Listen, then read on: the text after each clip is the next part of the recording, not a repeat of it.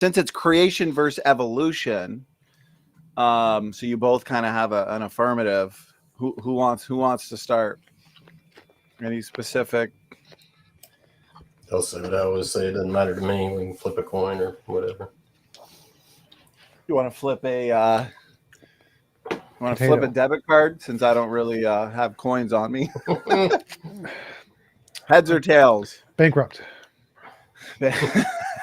How did you know? All right, I just flipped it. Heads or tails? Tails. Heads. So I guess it's up to you, TJump. I vote Donnie goes first. I'll take the third. All right, I'll go first. I'll introduce the topic, the debaters, all the fun stuff, and then we'll. So if you're going third, okay, then TRock goes, and then TJump. That'll give you time to finish. Is it pizza again, TJump? No. Pasta dinner? What was that? It just looked like a plate of cheese. Pasta with Parmesan and shrimp. So that's how you stay looking like the Rock, eh? Yeah. It's a nice mug. Too small, but it's nice. All right. Well, I think everything looks good. I'll fix my hair a little bit. Okay. Let's see. You double streaming TJump? Yep, we're live. Way to give us a warning. We could have said something that you were away. Just kidding. I don't mind.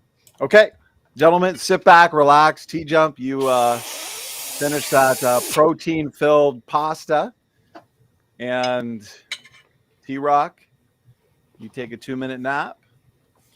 And let me get your graphic up there. There you go. TJump, look at those pearly whites. Photoshop. And TRock, you look so intimidating. You look like the mean one for this one. It's supposed to be TJump. I've heard that a lot. I don't have much of a sense of humor, so people say that all the time. Okay, gentlemen, we're going on mute in 3, 2, 1.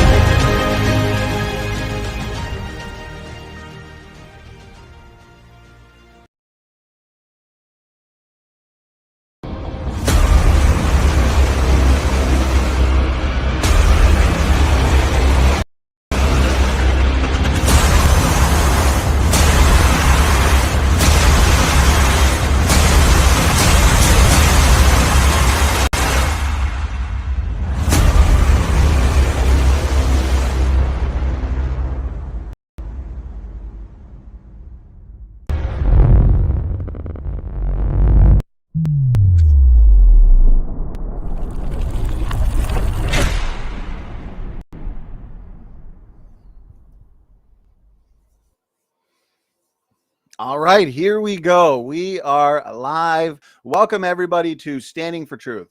My name is Donnie B, and I am your host and moderator for tonight's much anticipated debate between TRock and TJump. Battle of the T's tonight. Two seasoned debaters duking it out, with TJump increasing his power levels already with that beautiful looking shrimp pasta dinner. Gentlemen, thank you so much for being here and giving us your time for this epic showdown. What's going on, gents?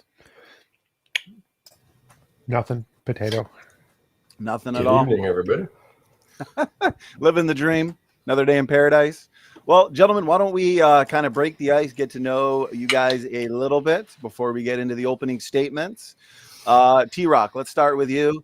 TRock, how you been? A little bit about yourself. Go ahead. I've been good. Things slowed down for me a lot since the summer heat wave, so I have a little more free time here and there.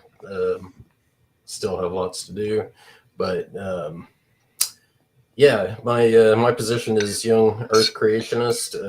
I'm here to defend the literal history of Genesis and demonstrate to the audience that the biblical position is logical, sound. It's the most rational position to hold, and it's demonstrated by a high level of consistency in science and engineering and history and pretty much any venue you want to go into. So thank you to the audience for tuning in. Appreciate the support. Thank you, Donnie, for hosting us. Always do a really good job on production. And thank you, TJump, for joining the conversation. TRock, I appreciate the introduction. I do have the relevant links posted in the description box for people to see more from TRock. So some of your past debates listed there, as well as TJump. TJump, thanks for being here. A little bit about yourself, a little bit about your channel. Still selling bathtubs. I grow potatoes in the bathtubs now. It's much more profitable that way. That's impressive. Hope you're selling lots of potato growing bathtubs. That's impressive. Okay, well, let's go over the format for tonight's debate.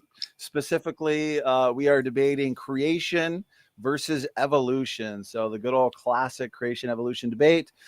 Format, 12-minute opening statements, followed by 8-minute uninterrupted rebuttals. And then we're going to have a free-flowing discussion where the debaters, TRock, TJump, will be discussing points related to the topic. Then a 5-minute concluding statement. And then, as always, this is where we get you guys in the audience involved. We're going to have roughly a 25-minute audience Q&A.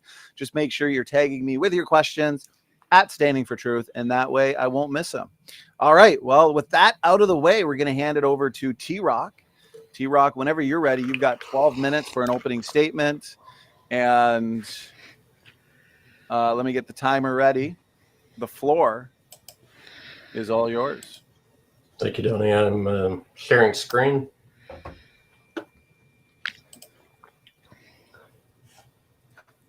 Looks good, TRock. Okay. Put this on full screen real quick. Okay.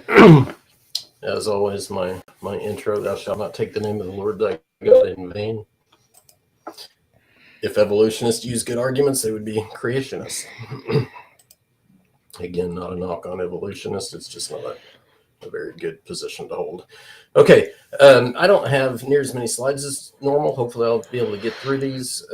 What I want to do is start at a high level, and then if we need to dig deep, that's fine too. So with that, I want to point out the important differences between creation and evolution. What you see highlighted in red is what I will say is kind of mutually exclusive to that particular paradigm. So creation is purposeful, it's intentional. Rapid processes, max 6 to 10,000 years, separate ancestry, basic body plans don't change. Evolution, quite the opposite in almost every respect. There is no direction. Everything's random. There are very slow processes. and 4.5 billion and 13.8 billion years respectively for the Earth and the universe. And then, of course, they consign to universal common ancestry. Drastic body plan changes over time. So those things in red basically set each one apart from the other. And so it also indicates how any given individual is going to approach evidence and so forth, interpretation of evidence. Okay, some key points to ponder. Deep time can never be demonstrated. You can calculate it, you can show numbers, you can make estimations, you can make all kinds of suggestions about it, but you can never actually demonstrate deep time. Radical body plan changes over successive generations can never be demonstrated. You can see small changes such as, there's a number of them probably, but the bacteria comes to mind with the flagellum. In Linsky's experiment, you can see some things where they make some basic changes, but the fundamental body plan itself does not change. And it can't be demonstrated, kind of ironically, if it could. And if somebody says, yes, we can, if it could, what it really demonstrates is that you don't need deep time to get radical body plan changes. Fundamentally, there is no technology that can ever be developed based on the exclusive characteristics of the evolutionary or deep time paradigm. So we can go back up one and just try to imagine what kind of technology are you going to develop that needs 4.5 billion years or even 10,000 years? The answer is none. It's completely useless to today's living population. Universal common ancestry, you can't develop any technology whatsoever that demonstrates that. And if you could, it basically is a demonstration of both intelligent design and processes. Drastic body plan changes over time. You can't demonstrate that in any meaningful way without, again, basically just showing that intelligent design is required and deep time is not required. So we'll talk about converging lines of evidence and the differences between the two positions. Creation timeline is based on independent methods that aren't calibrated against each other. That's very important. And that word independent is kind of the key here. Cold subducted slabs, referring to subduction zones into the mantle. Earth's magnetic field decline, ocean salinity, lunar recession, population metrics, dinosaur soft tissue, presence of carbon-14. Each one of these can be basically treated completely independent of the other, and they all converge on limits to how much time could have passed since the beginning of the so-called evolutionary process. Compare that to the evolution timeline. It's based on dependent methods that are calibrated against each other. So carbon-14, and I've tried to list these roughly in the order of the way they're typically used, basically going from most recent history to most distant history in the past. But carbon-14 for very, very recent history, it's fairly well understood that carbon-14 is decently reliable up to, 4,000 or 5,000 years or so. And when you get beyond that, you start having to reach out to other methods. Obviously, when you get up to the 50, 60,000 year range, carbon-14 completely falls off the radar and you have to start with something else entirely. Oxygen isotopes, kind of the same thing. It's got this prescribed range that it's good for. What it's not good for is very, very short term. Very, very short term dating, and it's not good for very long term dating either, as in tens of millions, hundreds of millions of years. As far as I know, it's really restricted to tens of thousands of years. VARV's kind of in the same class as oxygen isotopes. Ice cores, sort of the same. You could argue that somebody is using them, beyond several tens of thousands of years, but it's still the same basic idea. Radiometric dating, non-biological, not counting carbon-14 here. So you've got a variety of methods: potassium, argon, lead, rubidium, strontium, whatever. Each one of them slots into a specific range that they're used for. But they also all have failure points and all have to be compared to something else to understand the quote unquote validity of them, of any given result that you get from a lab test. And then of course there's geology, which as far as I know, geology actually goes into dating beyond what any current radiometric methods do. I'm willing to be proven wrong on that. I'm not positive about that, but I'm pretty sure that is the case, is that geology is kind of the reference point for extremely deep time, even where the Earth is concerned. Okay, creation versus evolution, design in nature. The big question everybody has to ask when you're comparing these two paradigms is why homologies? If it's designed, why would they be similar in any way? I think this graphic here kind of says it all. Look to the left here, and you see homologous structures across a wide variety of animal life, including people. So you got penguins, alligators, bats, human again, cat, whale, bat. But the reason is right here, it's migration. There are design principles that work, and there are design ideas that don't work. So in modern human history, we've developed automobiles with wheels. We've developed, trains, even airplanes have wheels. Just about any vehicle that travels outside pretty much has wheels. There are obviously a few exceptions, things that go on the water, for example, and then there are things like hovercrafts and whatnot. But the wheel is the most versatile, allowing you to go to the most places.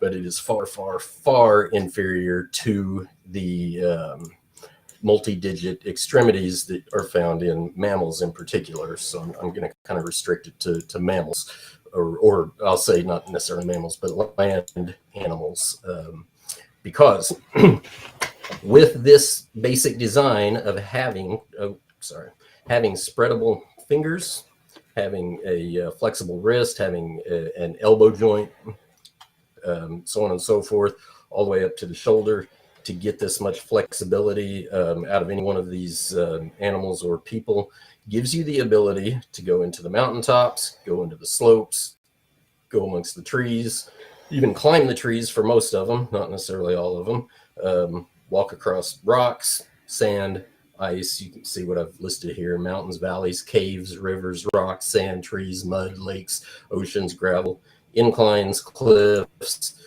you name it. This design works so that land animals can migrate the entire planet where they're suitable to go.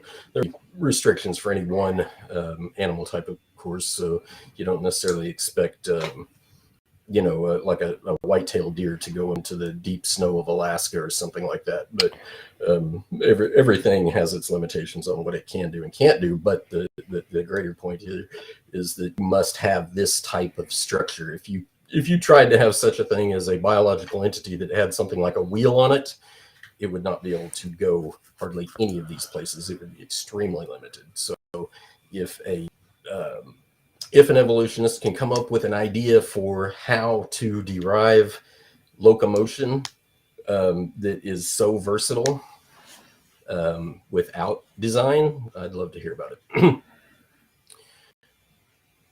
And why DNA similarities if designed? Well, it's because we all share a common food source. The idea here is that every one of these creatures you see here, people, deer, raccoon, even fish, can eat this stuff. Plant life is basically the common food source. So, of course, in the creation paradigm, plants were created first because they are the food supply, and plants reproduce exponentially faster than any animals do. And so what do these plants provide every one of us, regardless of what life form you are as far as a land animal? They do the same thing for all of our hair, our nails, our skin, our teeth, our blood, our nerves, our muscle, our cartilage, all of our major tissues get the same basic benefit out of this. So when you put the need for the chemical, I'll call it chemical enhancement of biological organisms together with their need to migrate, you get obvious sign of very high level integration in design. So I think I'm going to close with that. I've probably got a few more minutes left, but that will be the gist of my approach. And like I said, if TJump wants to go deeper into some specific subject, I'll be happy to do that too. So I yield my time. All right. Thank you very much, TRock. That was pretty much 12 minutes. So all worked out nicely. TJump. Now we're going to hand it over to you whenever you're ready. You have up to 12 minutes. Floor is yours. Cool. You play the video again? It's in the chat. No, you can play it from your end. I'm doing things on my end. Play it from my end.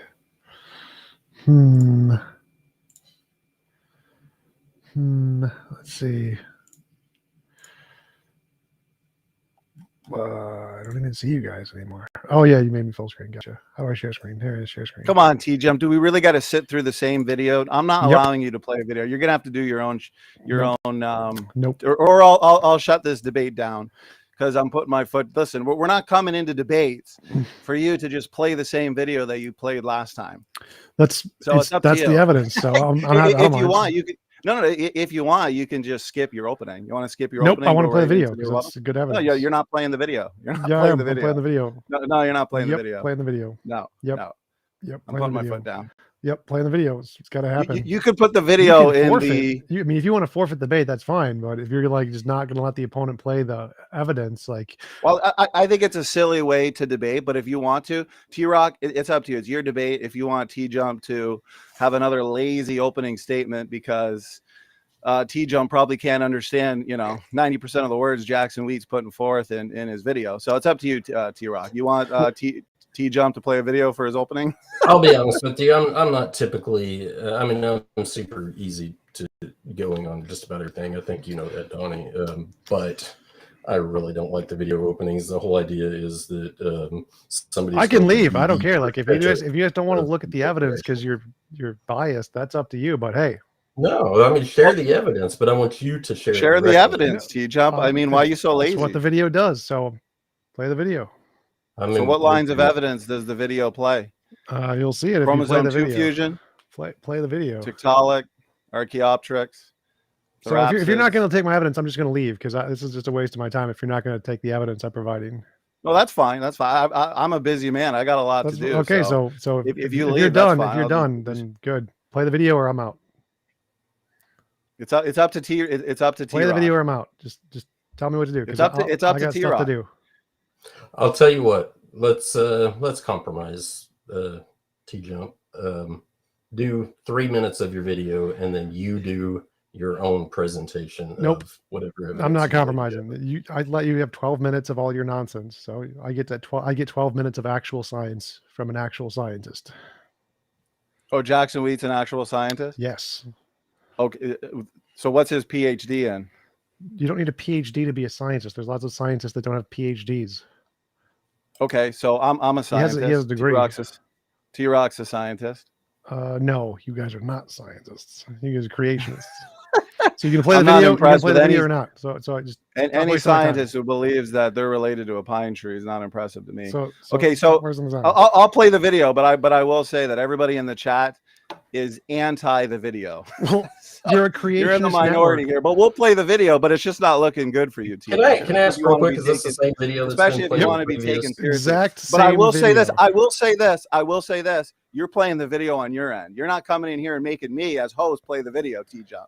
Okay, I don't know what kind of show you think I'm running here, but listen, you ain't a tough guy. You ain't intimidating by any means. Okay, so if you want to play a video, play it from your end, and I'll share your screen. Go ahead. Sure. Sound good? Sure. Is that right? Go ahead. That's right.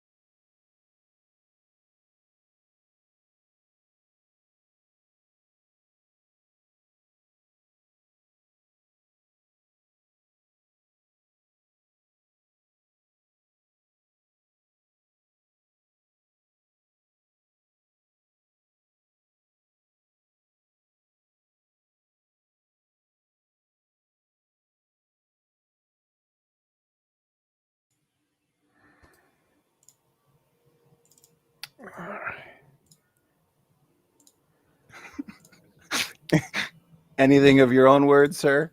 Yeah, I mean Or- that or one video wrapping it there? debunks all of creationism. It's just here's evidence from evolution making novel predictions, and therefore you lose. It's that simple. One model makes novel predictions that are successful, and the other one doesn't. Game over, bro. Game over. All right. Well, very entertaining and original opening statement. I do appreciate it. TJump, I do appreciate all the work, effort, time, and energy put into that opening statement. So Hey, it's why we pay you the big bucks. Why we pay you the big it's bucks. true. Okay. It's So true. now we're moving into 8-minute uninterrupted rebuttals. TRock, we'll start with your 8-minute rebuttal. And then I'll make sure to, I see Jackson Wheat backstage, so I'll make sure to bring him in for his 8-minute rebuttal. So TRock, whenever you're ready, floor is Give yours. me Go 1 ahead. second. I've got to do something real quick. It won't take but a second. Nope. No worries. Okay. As TRock is doing that, I will remind everybody this is another debate marathon week. So tomorrow we will be back here at 9 o'clock. Charles Jennings and Merritt, who goes by Crimson Air on YouTube, they'll be debating soteriology, free grace versus conditional security, 2 Peter 2:20. What is the proper exegesis of 2 Peter 2:20? Then the very next day, we'll have a debate between CJ Cox and David Preston. They'll be debating our modern English translations, dangerous and trustworthy. So stay tuned. Lots more exciting debates coming your way. TRock is back. So TRock, whenever you're ready, the floor is yours. Go ahead. Okay, thank you, Donnie. I think that entire video can basically be debunked in just a few words, so to speak. So I'm probably not going to use anywhere near 8 minutes here, but essentially, I kind of pointed this out earlier in my presentation. In order for you to consider any one prediction, and I'm speaking whether we're talking evolution or creation, it does not matter. For you to make predictions that are relevant to this conversation, you need to use the principles that are exclusive to your paradigm. So, and that is exactly what that video did not do. It used a whole bunch of principles that actually cross the lines between both paradigms. And so let me share my screen real quick so I can give, yeah, there we go.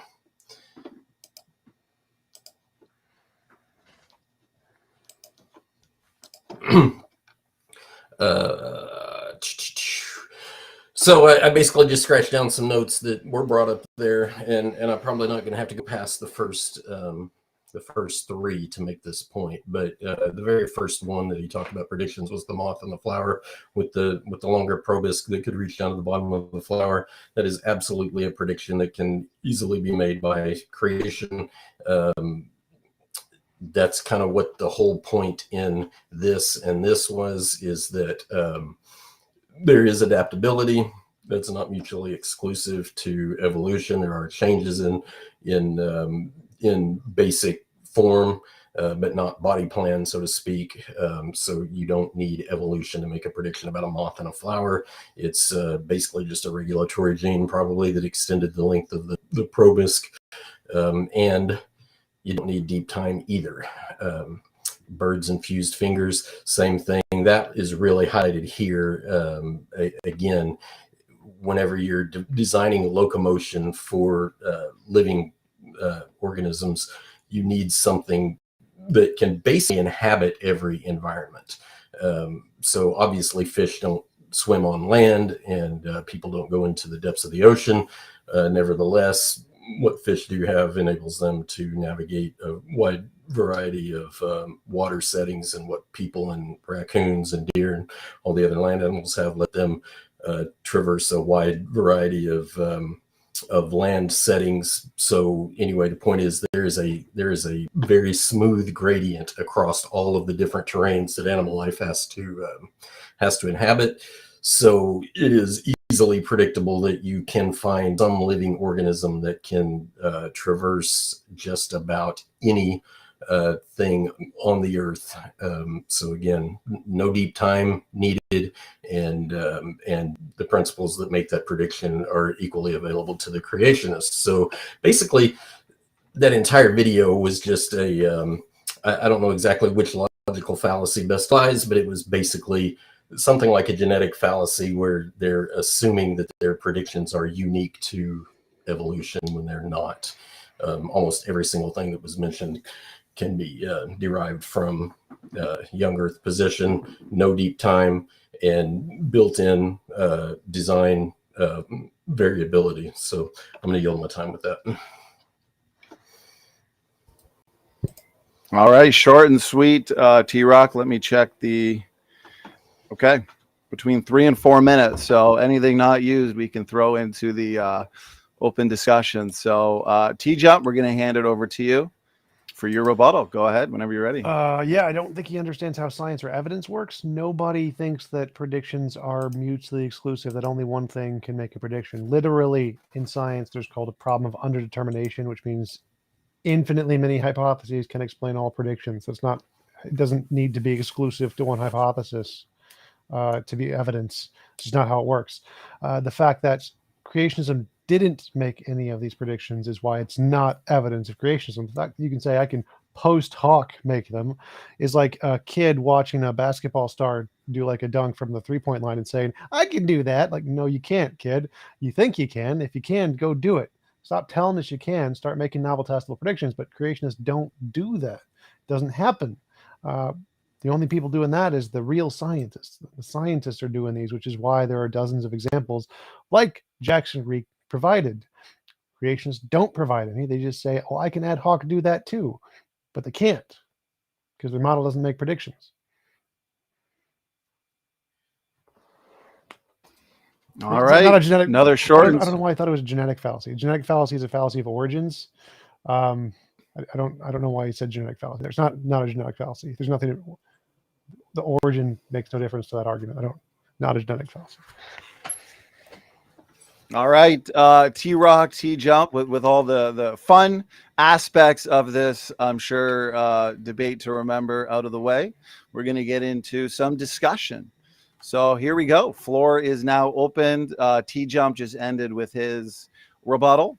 So TRock, why don't we let you pick the first topic, ask the first question, however you want to proceed. Floor is yours, gentlemen. Go ahead. Okay, I think we could go a number of directions here. We just got done talking about predictions. Yes, I do perfectly understand both the scientific method and what the logical implications of trying to make predictions in a certain manner are.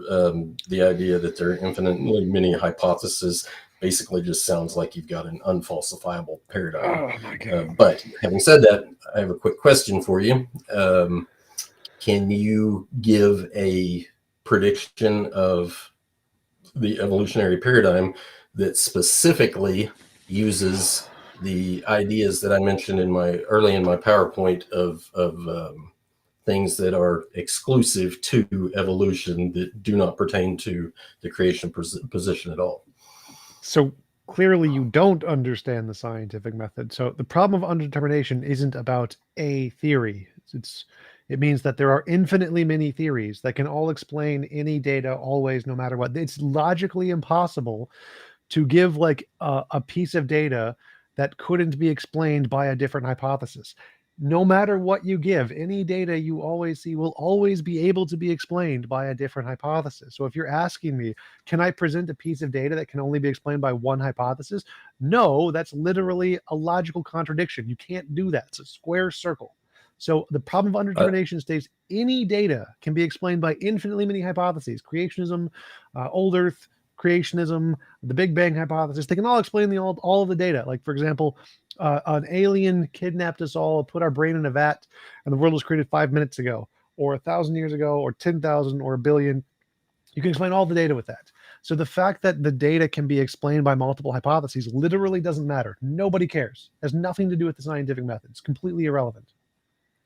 Okay, so you're saying the young Earth creation position is as valid as any other position out there? No, I'm saying any position. You said infinitely many number of hypotheses. Right. So infinitely many. Except the YEC position. No, including the YEC position. Any hypothesis can post hoc explain the data. They can all do that. Anybody can do that. That's not evidence of anything. The evidence is being able to predict it before we know. I'm going to say that just sounds like philosophical wandering, because you can basically, like you just did earlier, make up a story and say, oh, see, I've got a good explanation. Yes, that's what young Earth creationism is. But so I agree with you. Just being able to make up a story post hoc isn't evidence. Anybody can do that. Everybody can do that. Okay, I'm going to completely disagree with all that, but let's try some of that out a little bit. What do you mean you disagree with that? What, like, that's literally the scientific method 101. I'm disagreeing with the application of it, so we're going to try some application of. I don't understand what you're saying. Application of the philosophy that you just espoused. That anybody can post hoc explain anything. That's not evidence. No, we're going to actually try some explanations. Well, I'm trying to understand what you're objecting to here. So I said anybody can take any data and post hoc explain it into a hypothesis, and you're disagreeing with that? So that means, so again, it's philosophical wondering, because you could say the exact same thing about the Big Bang, about evolution. Yes, I literally am. I'm saying so it can basically fall into the same trap. Every hypothesis. It is every one just some made up hypothesis. Right. So anyone can look at data and make it fit their hypothesis. Everybody, Big Bang, young Earth creationism, magical leprechaun part of the universe, everybody. That's why post hoc evidence isn't evidence. So let's try that. Try what? What do you say? I guess so. I'm still trying to follow what you're disagreeing with here. I don't understand what you're disagreeing with. Well, I think it'll best be explained by some examples here. So you made the claim earlier that creationism does not make the types of predictions that were in the video that you played, right? Well, it didn't. It did not make those predictions. Evolution made those predictions. Okay, but you specifically said that evolution, or that the creation position does not make predictions, useful predictions like that. Right. Okay. You sure about that? Yep. Okay. I kind of doubt it, but so are you familiar with who Russell Humphreys is? Yes, he's a creationist. So are you familiar with his prediction about the magnetic field in Saturn? In Saturn, no. Exactly. That's kind of my point. Okay. Specifically what happened was Russell Humphreys is a physicist, of course, and he had worked for, I don't remember who it was, Goddard Space Center, one of those high-level outfits. And so he made a prediction based specifically on text from Genesis plus the 6,000-year timeline that's assigned most frequently to the young Earth position. And so, long story short, is he crunched some very standard physics formulas. He said, okay, Saturn is 6,000 years old. It has XYZ mass. This is what the magnetic field strength should be. Okay, so simultaneously, the secular scientists that he worked with made their own predictions. I'm saying simultaneously. They may have had them in place before Humphreys put his work together. But anyway, the point is there was an accepted calculation for that magnetic strength of Saturn before an actual space shuttle took a trip out into deep space, did a flyby. They were able to measure the magnetic field strength, and Humphreys was accurate within about roughly 3 times what the actual reading was. But the secular scientists were off by several orders of magnitude, as in like 3 or 4 or 5 orders of magnitude. That were. Oops.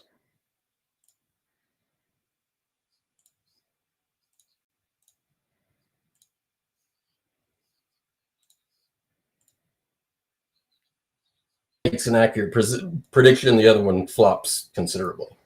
And each one of those, they're using numbers exclusive to their paradigm, which was my point from the beginning about why that video really is not. Okay, what was the prediction?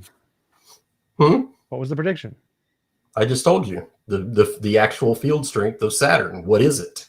That's what he predicted. He calculated it, said it should fall in this range. The secular scientists made their own calculations, and they said, no, it should fall in this range. They did a flyby. Right. So I'm asking you to explain. So, for example, predicting in evolution, one of the things was the double-hinted jaw joint. They said if evolution is true, then we would see that the double hinge was evolved from the single hinge, and we'd see a progression of fossils that had one with the double hinge to the one with the single hinge. And if it happened over millions of years, we'd see them in separate locations across geological scales, and then we found them exactly in that location. So explain to me how you get from creationism to magnetic field of Saturn has this much power. Okay, so you kind of said it for me. You said that this prediction about the double hinge jaw joint happened over how many years? Millions.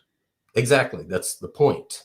So I'm going back to how does Robert Humphreys make a prediction that if the universe was young Earth creation, that Saturn's magnetic field will have a power of X? Okay, again, like I said, the thing that separates YEC from evolution is deep time. So we're independently checking a time scale as an independent test to see if that much time has passed. If a test can be performed that demonstrates that that much time has not passed, it makes the entire idea of anything evolving over millions of years completely bogus. Okay, the question is why would Saturn have this magnetic field of this strength if the universe was 6,000 years old? How do you get from the conclusion it's 6,000 years old, therefore it has this strength? That's what I'm asking for. So how do you make that calculation? Sure, I guess. Like how do you get to the conclusion that because of the age of the universe, the magnetic strength is going to be X? Well, again, this is what I was pointing out earlier, things that are very unique to the YEC paradigm. And I did not list it here, but one of the things very unique to the YEC paradigm is the biblical text. And so what Russell Humphreys did was he read the text, and it says that the earth was formed in water and out of water. So specifically what he did was he set up a mathematical model where he said that you have X amount of mass that is actually surrounded by water. What he did was he showed through standard physics that when you have all of the hydrogen bonds aligned and then you suddenly flip them, you induce a certain amount of magnetic field strength by doing so. And so it's mass dependent plus water dependent. It's not one or the other, it's both together. And so he took that plus the limitation on time and said, okay, if Saturn was formed in this way using water and it has the known mass, and you start out with all of the hydrogen bonds aligned in a certain direction, and you suddenly flip them or scramble them, you should get XYZ field strength at the point of creation. And then after 6,000 years passes, you have an exponential decay curve of magnetic degeneration. And since only 6,000 years has passed, he used that specifically as the stop point and said, okay, by that starting point at creation, using water with XYZ field strength, 6,000 years, the decay curve of magnetic fields is well understood.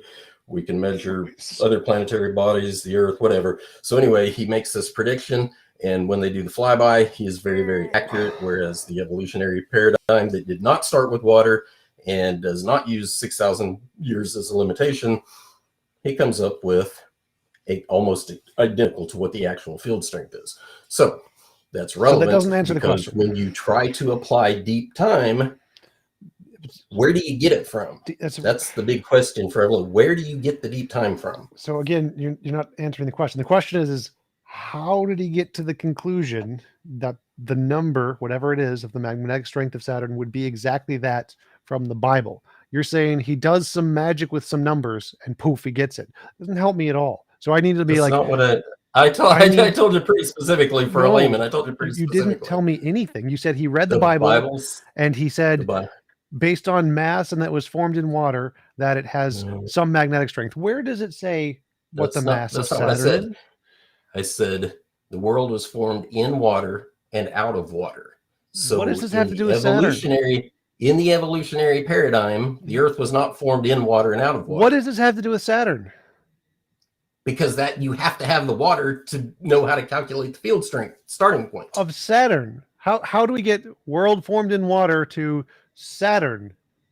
Because does this calculation apply to every planet? Does every planet have the same? Yes, field? actually it does. And so that's one of the other points is he used this exact same method and used it on Neptune, Mars, the Earth, and a couple other places, and basically used the same formula and said, okay, if you start with water with any one of these planetary bodies, what does that and you mean? allow 6,000 years with the given mass, this is what the field strength should be. What is that? And he was accurate. What does it mean? You start with water and then poof planet. I don't understand. Start with water, poof planet, then gravitation, then electromagnetic field of strength X. I'm not getting the connection here. Okay. Well, again, it's about the hydrogen alignment. You have to start with X amount of mass of water, and you have to start with hydrogen alignment. What? Where does it say the X amount of mass of water that the universe started with? Is that in the Bible somewhere? Let me ask you a better question. Excuse me, I need to get a drink. What do you think the likelihood of going to the big biblical text, starting with water, taking the known mass, taking the known decay curve for magnetism in planetary bodies, and putting it together and accurately predicting something would be? Very low. Not quite as low as predicting the age of the Earth in Hinduism, but maybe a quarter of that.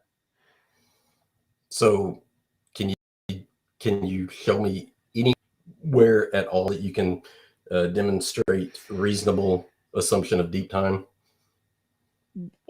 I don't know what that has to do with the previous question. So do people make predictions with equally as much probability as that all the time? Yes.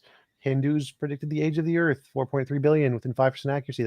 It's far better than what you just predicted about the range of magnetic fields, because it started in water, which makes no sense at all. Like, you need to actually explain how you get from hypothesis. Well, I'm not a physicist, so I'll just have to refer you to Russell Humphrey. But right. I'm not asking for a specific mathematical equation here. I don't need the specific mathematical equation. What I need is a logic tree that shows from this fact we can get to this fact by using this fact. Like, evolution is very easy. Evolution is change in gradual change over time. Like, that's pretty easy. And so if gradual change over time happens and evolution is true, then you'll see transitions from a previous form to a new form. So like, we'll see a double-hinted jaw joint come from a single-hinted jaw joint, or vice versa. Or we'll see...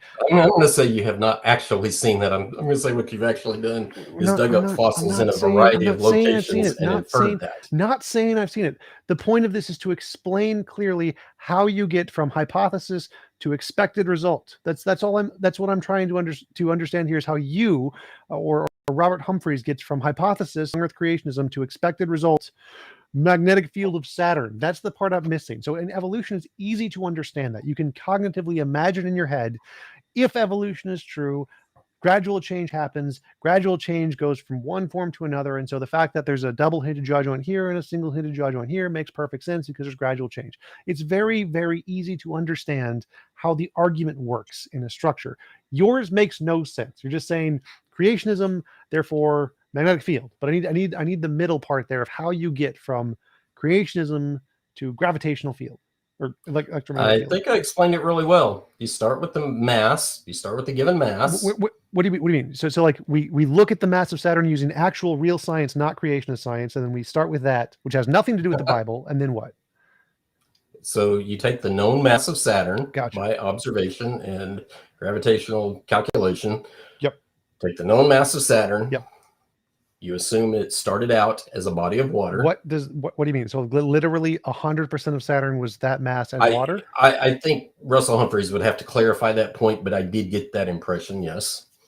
Okay, so it's made of water, just an entire body of water. Yes, obviously very different than the Next, secular what's paradigm. next in the logic tree? What's next? But with that body of water, the assumption is that if you want, okay, so there's a couple kind of fine points for the actual science itself. In hydrogen, in water, if the hydrogen bonds are aligned, the way I was describing earlier, there's no magnetic field. But all water has a very weak magnetic field because all water is moving. Its temperature is above 0 Kelvin, blah, blah, blah. So the atoms are moving, so the bonds can't be perfectly aligned anymore. But point is, on the one hand, perfectly aligned means no magnetic field, but all existing water in the form of water has a very weak magnetic field. So what you do is you take everything perfectly aligned and suddenly flip the poles on it or flip the alignment on it, and you induce a magnetic field. This is well understood science. There's nothing well, the part I'm missing here is like about that. So the water planet Saturn, how does it get a magnetic field? Is from what generates the magnetic field in Saturn? Because it's not water. The de-alignment of the hydrogen bonds. I've said that several times. Okay, so there's water, and now all of the water's gone. I didn't say that. What? Where did you get that from? You're saying water? Saturn has water? What do you mean by gone? Yeah, there's no more water on Saturn. It's not. If it was a planet of water at one point, and now there's no liquid water. Oh, I'm not implying it's covered in water or anything else. What I'm implying is that the body that is Saturn started out as water with perfectly aligned hydrogen bonds. Now, what happened to the water, I don't know, but I did not claim that it all just went away. That's not even the point anyway. The point is that when you go through this physics exercise, you literally induce a field strength of a known magnitude that's based on the volume. So it's volume dependent. Okay, but and because it's volume dependent, you can calculate a more or less an exact magnitude. Magnetic fields are generated by metal, big things of iron, liquid iron rubbing together generates magnetic fields, not water. I'm sorry, you're going to have to go back and look in some actual scientific literature because water does have a very weak magnetic field. The magnetic field in Saturn is caused by the iron, the metal. Like Saturn's magnetic field is generated by the fluid motions of the electric conducting portions of the interior that measures. This region is in which hydrogen exists is a fluid metallic state around a central rocky core comprised of the inner half of planets. I'm not contesting that point because it's not relevant. You could not use that information, what you just said. You could not use the current composition of Saturn and that's kind of the whole point here. You cannot use the current composition of Saturn, backdrive it to 4.5 billion years roughly, whenever Saturn supposedly formed, and then calculate the current magnetic strength. Well, I never said you could. And that's the whole point, is they tried that and it did not work. I never said you could. So I'm asking, how did he go from it's made of water to now it's made of metal, and the water created a magnetic field, which can then be, I don't know, patterned out in some kind of a pattern that leads to its current metallic electromagnetic field, which has nothing to do with water. And so it seems like, let's say if I made a prediction that Saturn has an electromagnetic field of X, and I'm right, but I said it's also made of cheese, that's wrong. Well, then the prediction is wrong. It is a wrong prediction. So if his prediction is somehow it started as water and then converted to something that said nothing, not at all water, his prediction is wrong. Just like if I said Saturn was made of cheese. No, because the other key difference that I did not mention here is that in the YEC paradigm, we have a miracle worker, and so pay real close attention because this is an important part of magic. it. So magic. Personally, for me, whenever I have these discussions, I am not going to invoke a miracle unless the Bible actually gives warrant to do so. And the Bible specifically says, in the beginning, God created the heavens and the heaven and the earth. And then it goes on to say day 1, day 2, day 3, day 4. Day 4, all the stars, which includes the planetary bodies, are created on day 4, just 3 days after the earth. Okay, so was this something Robert said? Like, so Saturn starts as water. Magic, it turns into metal and creates an electromagnetic force. And he's predicting the relationship between the initial water starting condition plus the magic to be able to conclude that it has this exact magnetic field. Well, so no, I mean that's a good question. The thing about iron is virtually all iron has a magnetic field as well, too, right? Sure. But what's the magnetic field strength of a chunk of iron floating in space at 3 degrees Kelvin? Negligible, nothing. As long as this is Exactly. So where did Saturn get any of its iron from? gravity causing it to like be crushed. So the gravity causes it to be crushed together into a liquid because it's hot and melts and moves. And Now, see, here's where you're going to need a miracle, but you don't have one because you have no miracle worker. Because planets, I understand that the paradigm is that there was this debris disk floating around the sun, and then you get some coalescence, right? That's how planets form. Yeah. Right? Yeah. You get some coalescence. Eventually, things start kind of coming together to form what they call planetesimals, pre-planetary bodies, right? Yeah, gravity's the thing. Yes. Has anybody ever seen anything like that happen in space? Yes, we literally watch it all the time through telescopes. Where at? The Kuiper Belt, we can see things get merged together all the time from those. We can watch. I'm going to say no because I've read enough astronomy to know that you don't actually see most of what you try to look at out there. It's a very, very difficult to look at. We see things smashed together. Yes, we see a lot of things smashed together. We see things smashed on the moon together, right? I'm gonna call major bluff on that because if we did see such a thing, we would certainly have live videos of it. They're called meteorites. Yes, we do. Do they form planetesimals when they smash together? They add mass, yes. So things hit other things, and then the mass is added, and then other things continue. And they also take away mass. What? So you think that every collision must subtract mass? I didn't say that. So some Are you saying every collision builds mass? Yes. No. I mean, I think literally they have to. Like literally every collision is going to cause collisions ricochet.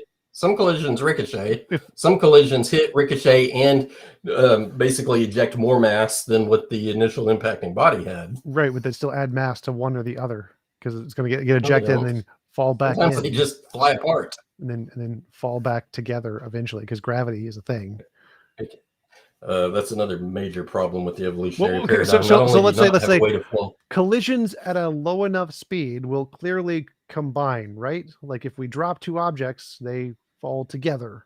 That's one of the problems is the low enough speed. Like where do heavy elements come from? Heavy elements above supernovas. Lithium. What does this have to do with supernovas? What does this have to do with the topic? Well, you keep talking like you understand planetary formation, but you got to get the dirt from somewhere, right? The dirt. The heavy rocks, elements. You mentioned heavy elements. Heavy elements are a result of supernovas in stars, which right. I don't know what that has to do with anything we were just talking about. But my argument was that rocks hit, and if they hit at a low enough speed, they connect and grow. They hypothetically bigger. That can happen. I'm not saying it can't. That's not the point. And there's lots of them all over the place, like the Kuiper Belt, a bunch of rocks of all kinds of sizes, and they tend to be getting bigger because they combine. So I see your hands waving. Yes. I think that's kind of what you're doing here is giving a hand wavy. Yeah, because it's so insanely just basic and easy to understand that yes, rocks hit and combine, and this is a thing, and we see it in space. I'm not arguing that they don't. Okay. What I'm saying is, well, isn't that I thought that's what you were arguing because you're saying that you're not seeing when you talked about the Kuiper Belt. What you're not seeing is actual planetary bodies form. I'm not in. You might see a couple random collisions. I kind of doubt that too, though, because deep space is kind of dark, and I seriously doubt you're seeing very much outside of our solar system. I'm not following your logic here. So rocks combine and they get bigger, and you're saying they're just not going to get to the size of planetoids or something? Like if they're going to combine, well, I think you have to back it up a little bit. You have to have a mechanism to have rocks moving slow enough so that they don't destroy each other when they do collide. Like in the Kuiper Belt, they're all moving relatively the same speed. But why are they moving at that speed? That's kind of the Because point. This is kind of like a root cause analysis where you start at point A and go back and say, why did that happen? Why did that The happen? first problem is you have to get them at the right speed. Well, they are at the right speed. At the Kuiper Belt, they are at the right speed. How did they get that way? What does that matter to your My first point objection? is that the evolutionary paradigm can't explain how they got to that speed. Gravity is how they did that. It's very easy to explain that. I don't understand the problem. That's not how gravity works. So large, massive objects exert force on other objects, and if they're traveling next to it, it gets pulled together, slowing it down. No, you just took a giant leap forward past a whole bunch of necessary steps. Is my point. What? Gravity slows. What steps am I skipping when I say gravity slows stuff down? Humor me for a second and let me kind of step you through it as quick as I can, then I'll let you respond. Okay, star explodes. Heavy elements come from that, right? Sure. Okay. How fast are the projectiles moving from an exploding star? All different speeds. Like, by and large, the vast majority of the mass is moving at a very, very high speed, well above what any planet in our solar system is currently moving. Sure. Like orders of magnitude. So, sure. Very first star explodes. What slows any of the projectiles down? Other stars.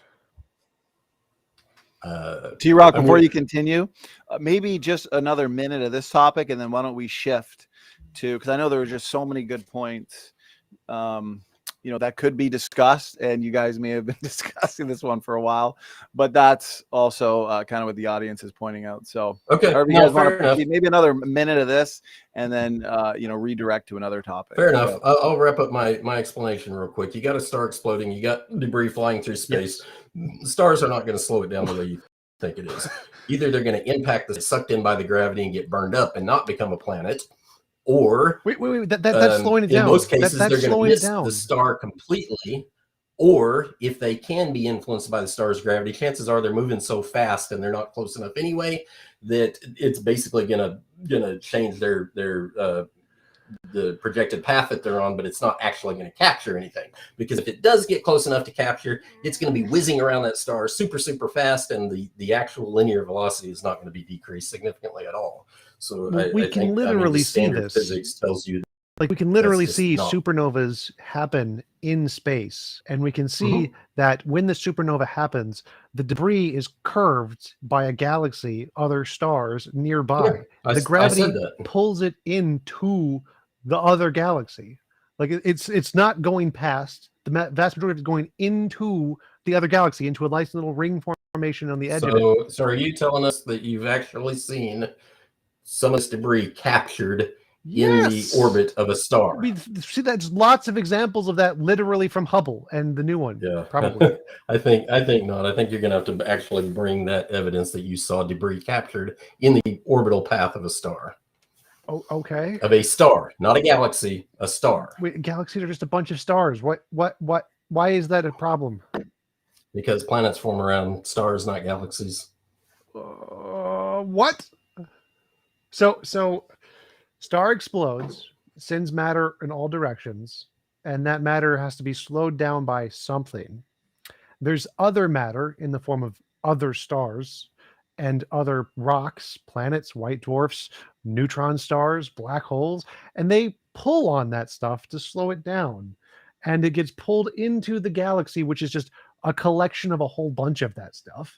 And it slows it down enough so that it gets trapped in the galaxy. I'm not sure what the problem is here. Me saying it's a star rather than a bunch of stars isn't a difference. You keep saying slowing down, but I'm trying to explain to you that it's not slowing down the way you think it is. What? As a matter of fact, a large star, if some piece of debris is flying by very fast, what that star is actually going to do is speed it up. And all you're going to do is change the direction, and you're not going to meaningfully decelerate the actual linear velocity of the star. In order for gravitational acceleration to work, it has to go through a very precise angle through the gravitational field.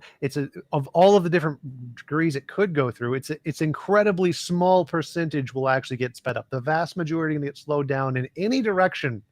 Like 99.999% of it all going to get slowed down. Okay, well, the vast majority is going to miss the stars completely because in the early universe there weren't that many stars to begin with. So anyway, let's move on. Let's go look at some other ideas where you think you can see deep time, specifically here on Well, Earth. do you have any other in the predictions that we can geological talk about? in the geological column where evolution takes place. So can you point out to me where you can verify deep time happens in the supposed geologic column? What? Well, I wrote a picture for you. Stars exploding in dusty galaxies, and we can see them. There you go. And so we can actually see the picture of the dust from a supernova, and it's being curved for some reason. Explosions don't curve, which must mean I'm right, doesn't it? No, because you missed one of the key ingredients. I told you it quite plainly that a star can change the trajectory path. That's a no-brainer, obviously. So things fly by the Earth, and that happens all the time. There's nowhere near the mass of the star. That's not the only mechanism you need. You need more than just change the trajectory. If it can curve it like 45 degrees and still be trapped inside the rotation of the galaxy, that's stopping it. That is so much that it's going to fall back in on itself. That is a stopping. No, it's not. Everything's flying apart. The moon is literally separating itself from the Earth, and the Earth is separating itself and drifting apart. They don't drift together, they drift apart. We've got a pretty strong gravitational pull between the Earth and the sun, and we're not getting closer to it. Actually, I think we are, but it's a different topic. No. It's irrelevant. Okay, so geologic column.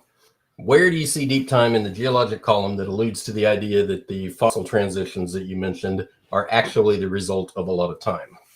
Where do I see deep time in the geological column? The amount of time it takes for sedimentary layers to form. Like we can just, and there's lots of sedimentary layers, so we just count them like tree rings.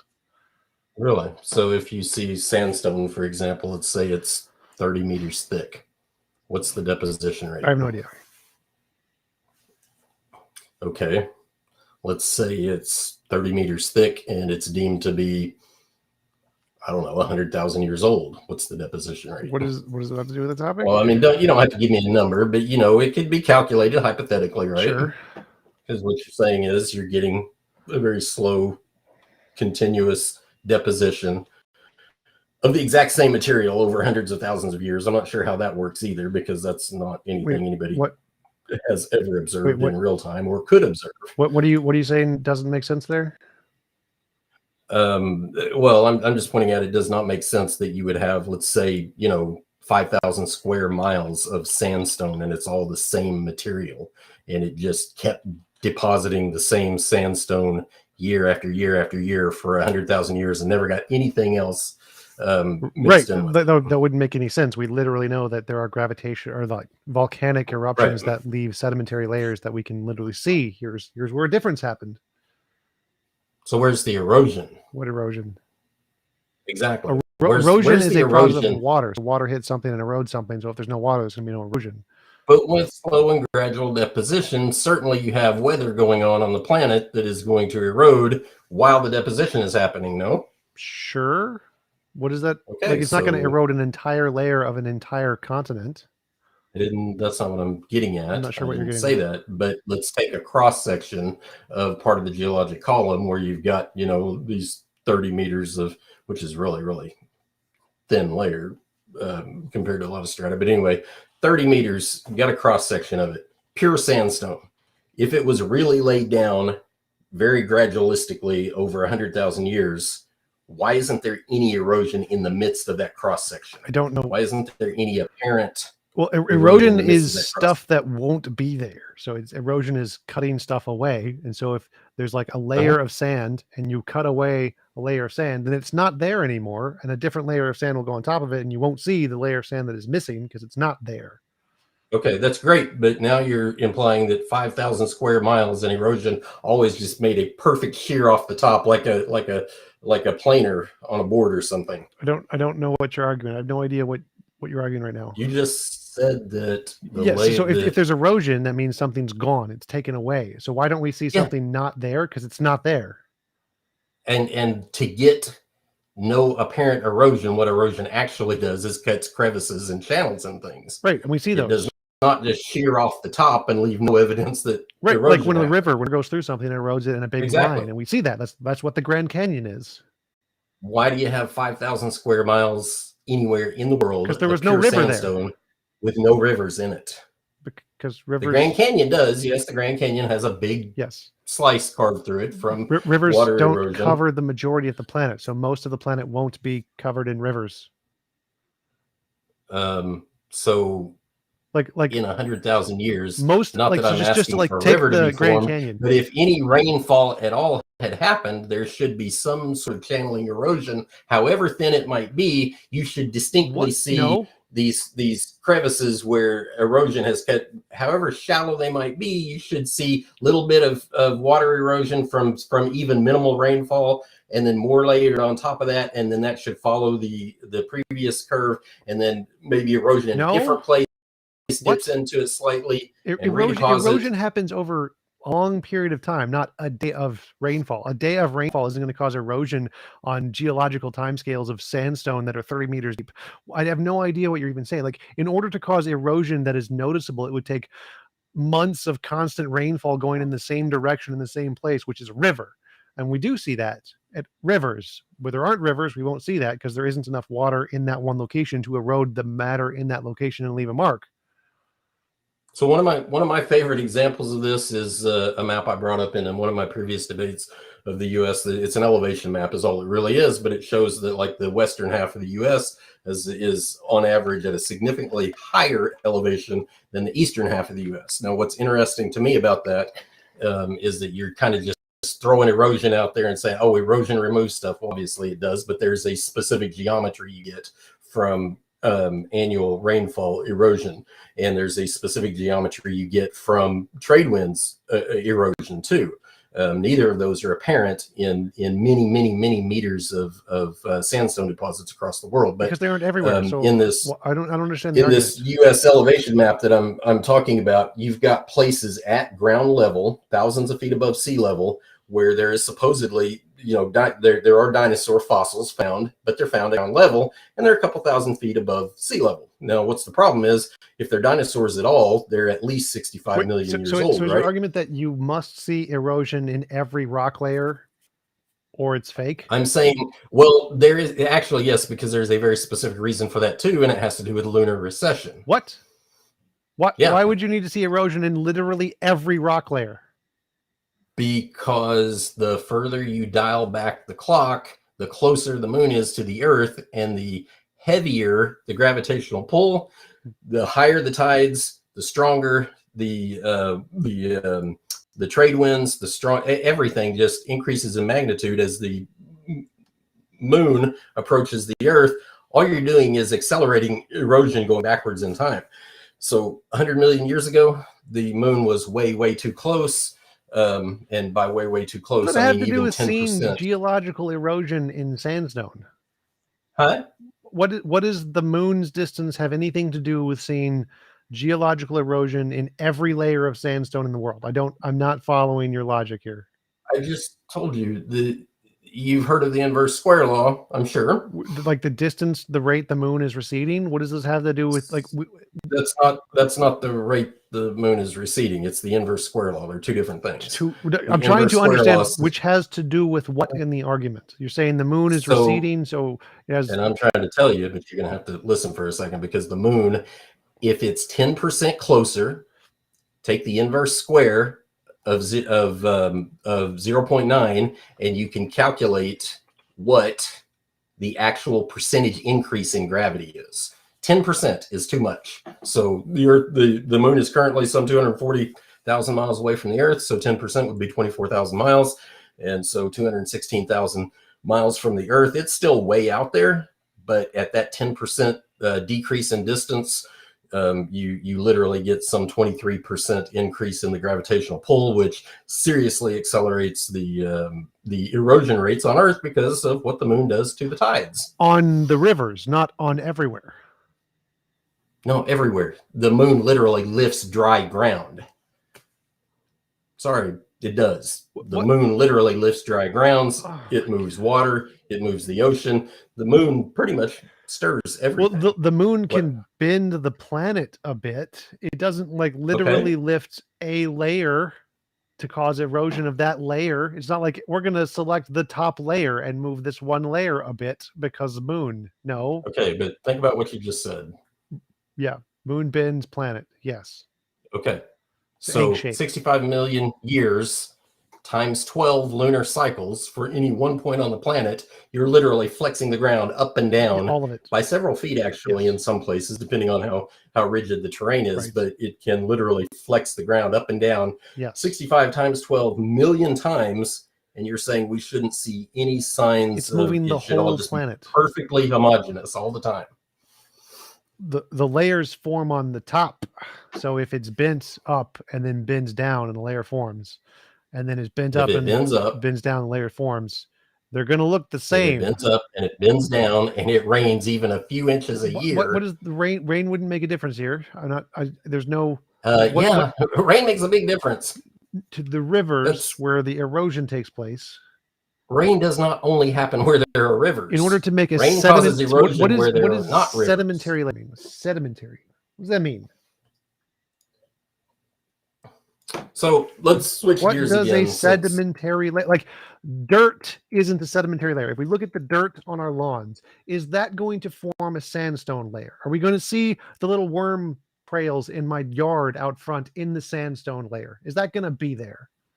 To answer your first question, does dirt form sandstone? Obviously not. You have to have water, like a global flood or a local flood. Okay, ask the second question. The dirt we see, there's water and dirt in my front yard. Is that going to form a layer that we're going to see in the geological timescale? The dirt in my front yard. Are we going to see the worms and the rain erosion in my front yard in these like geological timescales? In these layers? Well, if you have millions of years, that brings up a whole other point. Where's all the perturbation of the soil? Where's all the paleo soil at? How does the layer form? Like what causes it to remain there and turn into a giant rock? Because there's clearly a difference between dirt and rock, right? They're not the same thing. What's the difference between dirt and rock? How does organic the dirt soil become rock? Organic soil is most commonly from plants breaking down inorganic particles like dust and clay and stuff like that. So plants break that down, turn it into organic soil, so you get a difference in the soil, but ultimately it comes from inorganic material. So like plants have the ability to leach minerals out of solid concrete or rocks or just about anything on the ground. Plants have the ability to leach that material out, so you can get organic soils out of that. But where did the sandstone come from? Sandstone came from water transportation. So like, when we see a layer, if we go to the Grand Canyon, we see a layer. How much of the dirt outside will it take to make one of those layers? How many yards, miles of dirt outside will it take to make one of those layers? None. Dirt doesn't make that type of layer. Whatever material you want. Like so you're saying there's like a ground layer, right? And that ground layer is going to have to accumulate, and then it gets compressed and dried and forced into a giant rock, right? It's one solid rock. It's not like it's dirt anymore. It's not like it's sand anymore. It's a rock. No, most of the sand in the world comes from eroding solid rock. From oh my God, I'm asking about the layers. They're not sand. The layers in the Grand Canyon are not made of sand. They are made of rock, right? Okay. But they weren't rock initially. When they were on the top, they weren't rock. It wasn't a rock. It wasn't one solid rock when the sedimentary layer formed, was it? It was sediment. You've got this very foggy starting point. What are you starting with? The layers that you see in the Grand Canyon are quite obviously. The process to turn sediment into solid rock is going to eliminate any of the minor deviations you're going to see from worms or tiny little amounts of rain creating like a millimeter of like erosion. But it sounds like what you're imagining. It sounds like what you're imagining is a solid pile of loose rock or a solid pile of loose sediment that hardens over time. Right? So the process to make it from topsoil to a sedimentary rock, Yeah, it's going to harden it. It's going to crush it. It's going to solidify it into a giant rock when it wasn't a giant rock. It was sand. Sand can turn into a sedimentary layer. Ash can turn into a sedimentary layer. It didn't start as a giant rock. The ash from the volcano wasn't a solid rock. Now it is a solid rock. So it went from a non-solid state to a solid state. Okay. But and there's a the process. sandstone It's itself, hard. It's hard to do that. Like compressing a bunch of ash to a solid rock is hard, right? It takes a lot of energy to do that. takes a lot of pressure, probably. Yes, and that pressure is going to eliminate all of the little tiny deviations. Like if a worm crawled through it, you're not going to see that, right? If the rain fell and created like a I little, mean, that's obviously bogus What? because we've got lots of soft-bodied fossils Mm. or fossil remnants that come out of some of these layers. Does that mean we're going to see literally every one of them? Do you think we see every one of them? These layers that you're talking No, about? every they're worm, full of every fossils. little worm trail. Do we see every little worm trail, or is it like very rare that we see those? It's rare because Very the rare. process that you described did not happen. What? So, okay, so the process is lots of pressure, right? There's lots of pressure that crushes these layers. No, the process you said was very slow deposition. That's not a lot of pressure. That's the start. It doesn't go from very slow deposition to solid rock. How many thousands Oh or my millions God. of years? This is not hard. This is not hard. The process to turn like topsoil into a sedimentary layer takes lots of pressure, lots of time, and it crushes any small deviations. You're not going to see little small deviations except in rare cases where we're very, very lucky. It's just ridiculous. What's hard to expect. about it is you're jumping your right argument was past so necessary dumb. mechanisms. You said that every single inch of every single place of the planet layers would see erosion, which is stupid. It's like saying we're going to see. I did not say that's not exactly what I said. Okay. Erosion in general is it's all but absent from a hundreds of millions of years timeline. It's all but absent. There's like very little evidence of erosion over long periods of time, even very slow erosion. Except for like rivers and the Grand Canyon, where there's lots of evidence of it. So erosion is a weak force. Yes. It takes lots of energy to make any significant change. Like a worm, erosion makes less impact on the dirt on the ground than a worm does. We don't see worm trails because the process to create the layers crushes any of that kind of tiny detail that we would see there, except in extremely rare cases. So the fact that we don't see this extremely tiny detail in the vast majority of places makes perfect sense. Your argument is dumb. No, you kind of missed the point where you started out talking about this very slow deposition rate, which had literally that's how they start. Worm. So here you've got this worm in the ground. He's dead. What?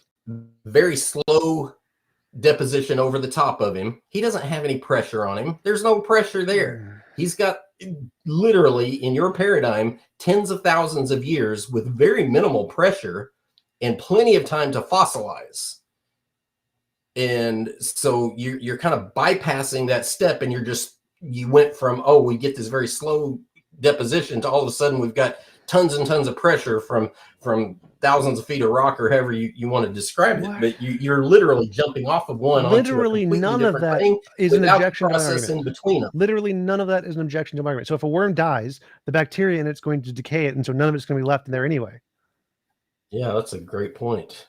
It takes a very special process to make a fossil, doesn't it? Yes, which is why it's so rare. And the process in order to make rapid deposition. Sure, rapid deposition. Yes, which is the opposite of what you described as very slow, gradual. I'm talking about the layers in geology, not rapid deposition. The layers in geology isn't rapid deposition. Those form over hundreds of thousands of years. That's not rapid. That's the opposite of rapid. How did you get the fossil?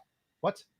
I'm not talking about get the fossil. I'm not talking about fossil. I'm talking about the geological layers, the layers in the Grand Canyon. Every layer. Those are not fossils. Those are not like fast deposition of things in one location. That's a bunch of time building top ground soil and turning it into a giant solid rock at the bottom. It's not the same as a fossil. So far, you said that organisms in the ground don't fossilize very often. They take a special process to fossilize. That's true. Very slow. You've also said very slow and gradual deposition. For geological scales, which have nothing to do with fossils. Okay, but the fossils have to exist inside of a finite period of time. What? That's literally nothing to do with anything I've said. You literally do not have a mechanism to create fossils except rapid deposition. Okay. And rapid deposition back. is the opposite of Oh my God. what you're Oh my God. subscribing to build these layers. So the argument you started with was we don't see erosion in geological layers. That's what you said, right? Geological layers are not sudden deposition, right? Those are separate things. Geological layers are very slow. It takes a long time for them to form. Hundreds of thousands of years for each layer. Layers okay, take so a anything long that deposits, even anything that deposits quickly is not a geological deposition. No, those would be too, but the things we're talking about is why don't we see erosion in every single geological pattern in the planet? Because they take a long time to form, and that long process of being frictioned together to form a solid rock is going to eliminate any small details, like if a worm happened to dig through it, that's going to be gone. Going to be gone, just magically gone. Because of pressure and the process it takes to make those layers in the first place. Because you jumped from where he was there in the ground to all of a sudden, poof, a whole bunch of pressure and he's gone. There's a process in between there. There's a process in between. Shit. And so what I'm trying to get you to see is that in your model, you practically have no weather patterns. It's very slow. Erosional rates will still create some erosional remnants in solid rock or otherwise. And so you're literally jumping from, I got a fossil and no evidence left behind because all of a sudden it's just crushed under, tens of millions of tons of rock. I already explained this. I've explained this. Explain this like so like a 4-year-old could understand. It's not hard. You literally bypass the most important steps. No. So that's kind of the crux of the whole evolution versus creation is you can't account for the deep time period, because when you try and calculate magnetic field strength of an external planet, or you try and calculate what the gravitational pull of the moon is X number of years in the past, or if you try and calculate erosional rates, it almost doesn't. There are so many different things. If you try to apply deep time, you run into so many conundrums. You can't explain any of them. You've provided no conundrums. You've just said you don't understand how erosion, little tiny things of erosion aren't seen on layers that take hundreds of thousands of years to form. Like, oh my God, erosion that happened like once or twice a week. What didn't show up on a time scale of hundreds of thousands of years? Oh no.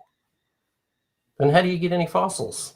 Because they are sudden. We do see erosion in places that are very sudden. That happens. So how about ocean salinity? The salt level of the ocean? Yeah. What about it? So the salinity of the ocean increases over time. Sure.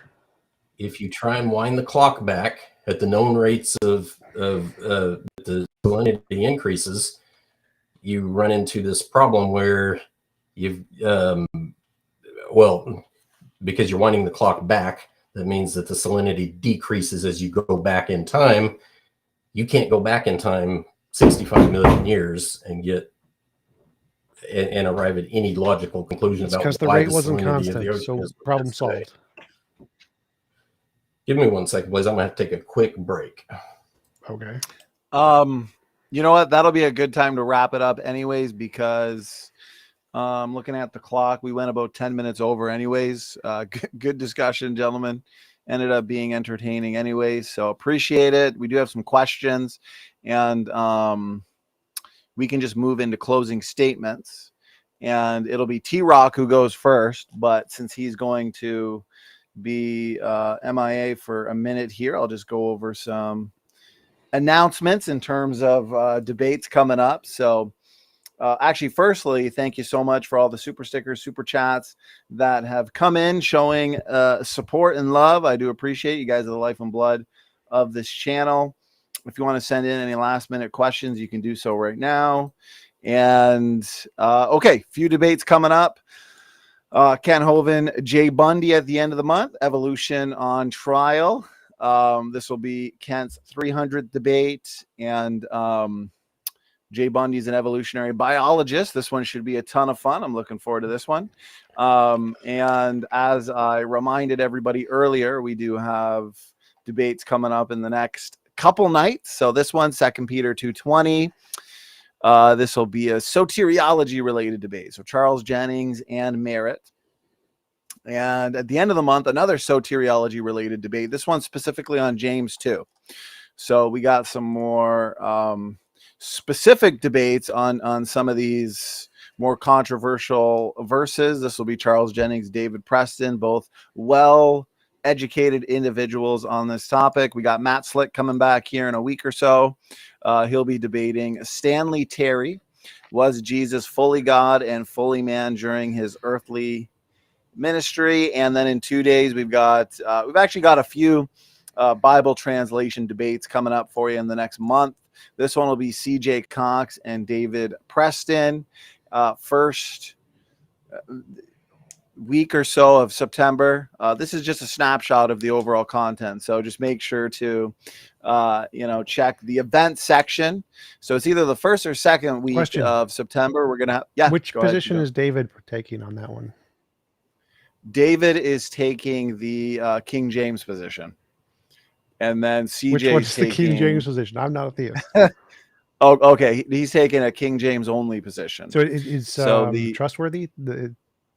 Our modern English translation is dangerous, and he's saying it's trustworthy. Right. So he's saying CJ is saying it's untrustworthy. Yeah, CJ would be considered more so. And CJ, if you're in the chat, sorry if I misrepresent your position. He's KJV preferred. So he does like the King James, but he's okay with the modern English translations. Where David would say, the modern translations, the ESV, the NIV, the SUV, kidding about the last one, are untrustworthy, essentially. So a couple debates on that topic coming up. Will Kinney versus Mark Gageton will be debating that same topic in September. This one, end of the month, CJ Cox again. This will be conditional immortality and eternal conscious torment. TJump, didn't you have a discussion recently with CJ Cox? Yes. Or was that Nicholas Whip? Okay, okay. We did one on morality. Right. Okay. Who is Turrenton fan? Is that a YouTube name? Turretin fan. Yeah, he's he goes by, I think his name on YouTube is a pseudo name, but he goes by Francis Turretin on YouTube and in his blog, or Turretin fan. So he'll be taking the eternal conscious torment position. CJ Cox will be taking the conditional immortality position. And looking forward to this one. So Robertson Jennis, Steve Christie, they'll be debating. This will be in October, though. So this is a little ways away. They'll be debating Protestant versus Catholic, the Marian dogmas debate. TJump, you've had a discussion with Robertson Jennis as well, I believe, right? Hilarious. Who haven't you had a discussion? Who is Steve Christie? What is his background? He's a Protestant, former Catholic.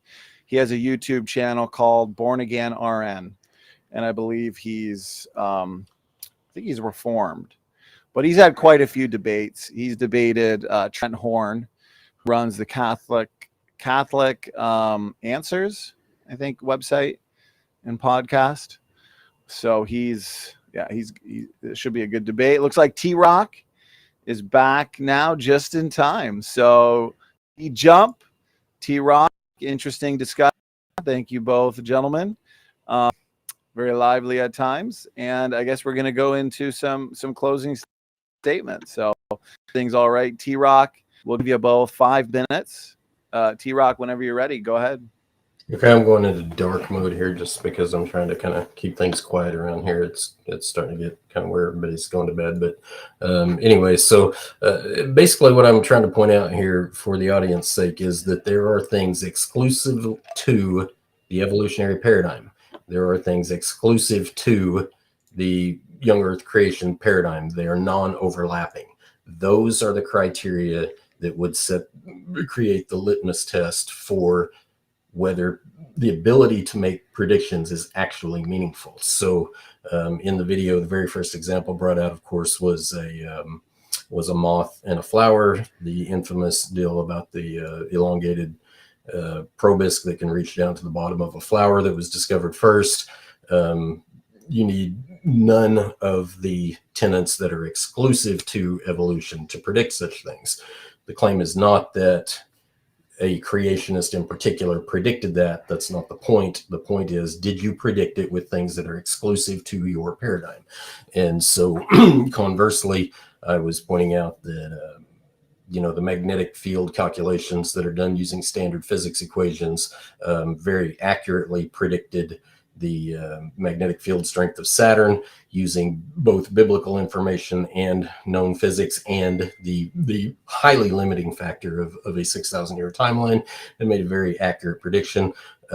You cannot import any of the tenets that are exclusive to evolution into those equations or that exercise and get the correct answer. So that's basically the root of all of the evolutionary paradigm. Has to do with time. Now, we could talk about the fossils, and I was trying to kind of demonstrate the same thing with the geologic column. Go take a cross section of a geologic column and then say that the layers are deposited very slowly, one at a time. That does not lend itself at all to fossilization of anything. TJump pretty much said that, bacteria will eat up the whatever, organism is there. It's going to be eaten up and gone.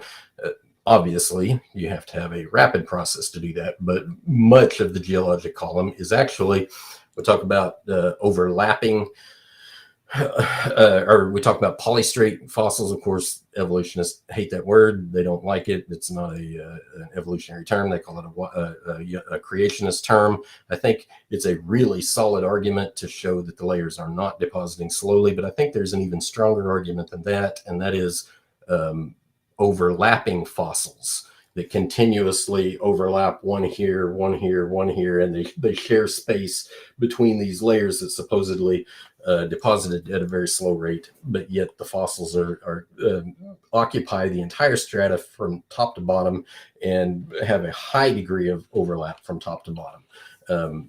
Nothing about deep time, the exclusive piece of the evolutionary paradigm, suggests that that's a reasonable thing to get out of many millions of years worth of passing. So again, that whole video on trying to make predictions did not do any of the exercises that demonstrate the exclusivity of evolution in its paradigm to be able to generate those predictions. So on the creation side, I did indeed provide some pretty good rationale for how it is that we have homologies in the first place as a design criteria. It has to match the terrain. It has to match the food supply.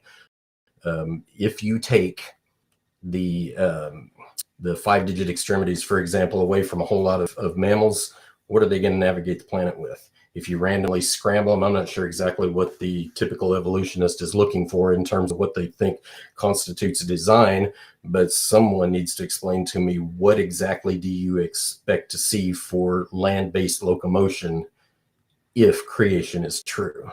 What do you expect to see for a food supply if creation is true? And how would you apply that food supply to actually nourish living organisms?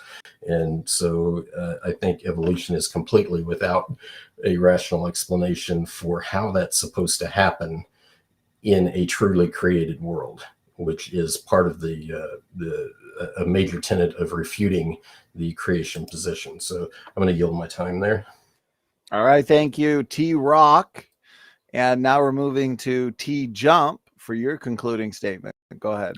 I think he just said that creationism doesn't have an explanation for how a created thing would do all of that. I think he meant evolution, but anyway, his rebuttal is just wrong. He's saying that in order for something to count as evidence in a novel prediction, it must not be able to be post hoc explained by a different hypothesis, which is just a misunderstanding of science. That's literally wrong. No one cares if you can post hoc it. Everyone can post hoc it. You can say a leprechaun farted out the universe 5 seconds ago and gave you all of your memories, and so all of your memories of what happened in your past are perfectly explainable by a leprechaun farting out the universe 5 minutes ago. The fact that you can explain all of the data post hoc in any hypothesis doesn't mean it's not evidence for a different hypothesis. Whichever one can make the novel predictions about the future and get it right is the one that gets the evidence. It doesn't matter if you can try to post hoc explain the actual evidence into your hypothesis. Everybody can do that. It's not evidence. So I just don't think he understands basic science there. I'll conclude there. All right, there we go. That concludes the concluding statements from TRock and TJump, Battle of the T's tonight, creation versus evolution. So, all right, let's get right into the audience questions. And again, if you guys want some input or add a few points to each question, that's fine. We'll just make sure whoever the question is for gets the last word. So okay, here we go. Question for both.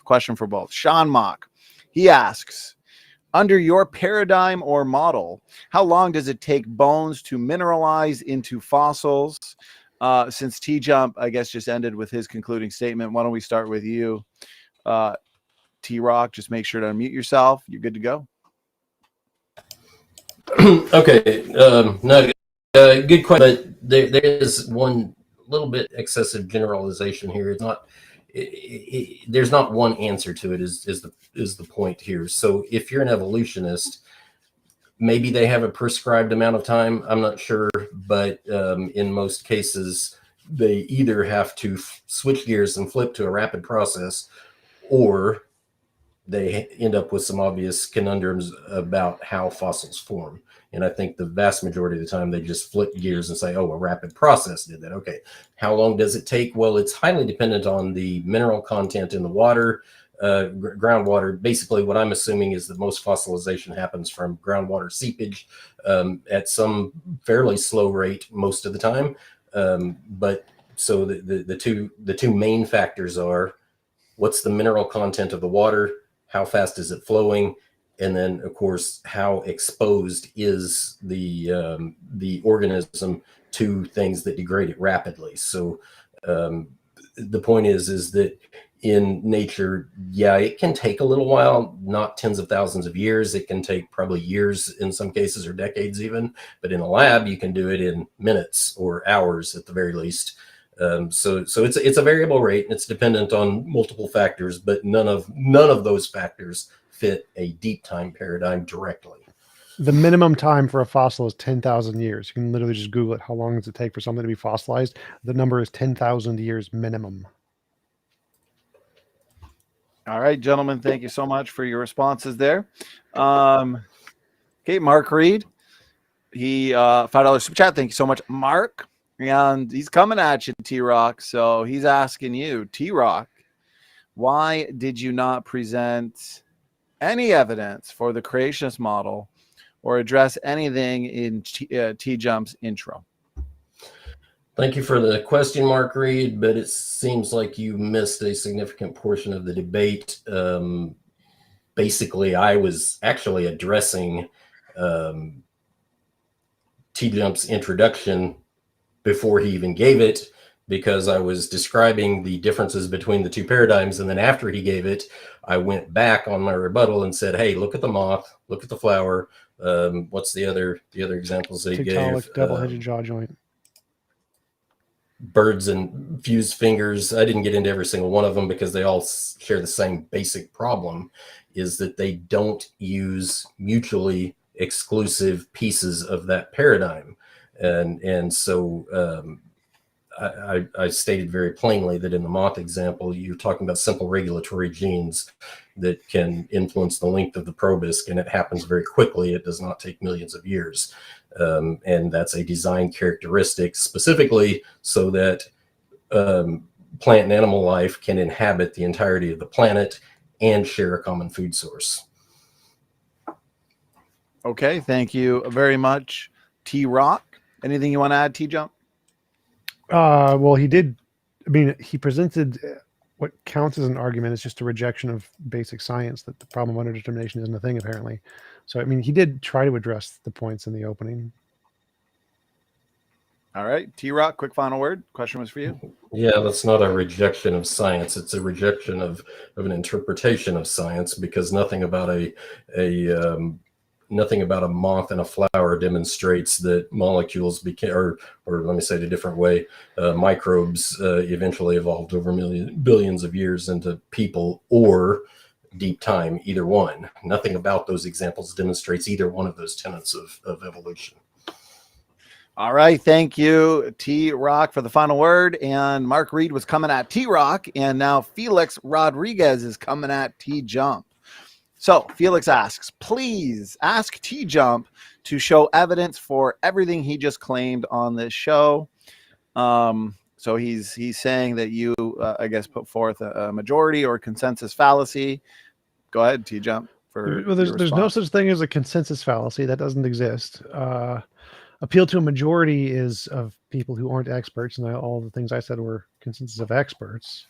Appeal to authorities aren't fallacious if they're actual authorities. So none of that is. I mean, evidence for the claims. Oh, when I said he was rejecting science, I didn't mean about the moth. I meant about the problem of underdetermination. Saying that you need to make a prediction specific or to only one hypothesis is a rejection of science. Science does not make that claim ever under any circumstance, because it's impossible to do that, like literally impossible to do that. I don't know, what other claims did I make? I don't know, not much. Rocks hit each other in space and gain mass. Like, we can see that. It's not hard. I don't know. You want pictures? I got pictures. All right. Thank you, TJump. Anything you want to add, TRock? Yeah, just that I think he kind of missed the real point behind whether something, the whole point behind presenting a prediction is to show that only that paradigm can do that. And if you only make predictions that either one can, either paradigm can make, that's what we call non-discriminating evidence. It doesn't tell you which one is the more reasonable position. It does nothing whatsoever to delineate which one is the more reasonable position. And it does nothing to demonstrate that, obviously, just saying the same thing again, it does nothing to demonstrate the exclusive tenets of your of a particular position. So I mean, I can make similar types of predictions with creationism, and if I'm not using tenets exclusive to creation, I'm basically just saying, hey, the evidence is the evidence. You can interpret it either way. I'm not really sorting anything out at that point. Okay, thank you. And TJump, you get the last word. Question was for you, if you want. Yeah, like what he said there is that's the rejection of science I'm talking about. So we know for a fact that's wrong. Like when we were transitioning from Newtonian gravity to Einsteinian gravity, Einstein predicted the perihelion of Mercury. Newtonian gravity can post hoc explain that with a second planet, and they tried to do that, but it didn't matter because Einstein predicted the things before we knew them. Like, he predicted the curvature of light around the sun accurately. The fact that you can explain that from the perspective of Newtonian gravity after it's discovered doesn't matter. Like, no one cares. So his statement that it needs to be exclusive to your hypothesis is just wrong. Anybody can post hoc explain anything into their theory. It doesn't matter. It's just irrelevant. The fact that is does one hypothesis make novel predictions we don't know yet and get them right before we know it? That's evidence. It doesn't matter if another hypothesis can come along and make up a new explanation to try to explain the data into their model. He just doesn't understand basic science. Like, there is no requirement that it must be exclusive to your model. It's not a thing. All right, next question, TJump. This one came from your chat. So cool. There's a couple questions from your chat. This one's from John Rapp. John, thanks for the question. So he says, question for both. How do you explain the necessary time frame for a layer of 300 to 400 meters of limestone? Anybody want to volunteer in terms of answering first? Question was for both, so it's up to you guys. I'm not sure I understand the question. How do you explain the necessary time frame? Like, I guess he's saying, maybe from an old Earth position and a young Earth position, how do you explain the limestone? You know, which position is most compatible with the layers of limestone that we see? That's the best way I can interpret it. But what do you think, TRock? I think you kind of said. I think what the question is getting at is, if you're an evolutionist, explain how X number of, millions of years or whatever, accounts for 300 to 400 meters, and if you're a creationist, how does a 4,400 year timeline explain that exact same feature? I think that's what he's asking. So what? Say that again. How as an evolutionist would you explain 300 to 400 meters of limestone over however many years you believe it should take? So yeah, calcium carbonate deposits from either evaporation or seashell animals. So I'd say that it's just millions and millions of years of evaporation, leaving carbon deposits, which then form into limestone in combination with seashells breaking down and forming limestone deposits. All right, TRock, go ahead. Sorry, it's the same thing. He gave an explanation, but he didn't basically say how time affected that in any way. Because the creationist explanation would be very similar.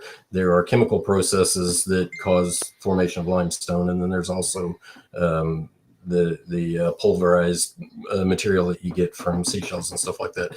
It's not a different explanation as far as where limestone comes from. How did it get that thick in that short of time specifically?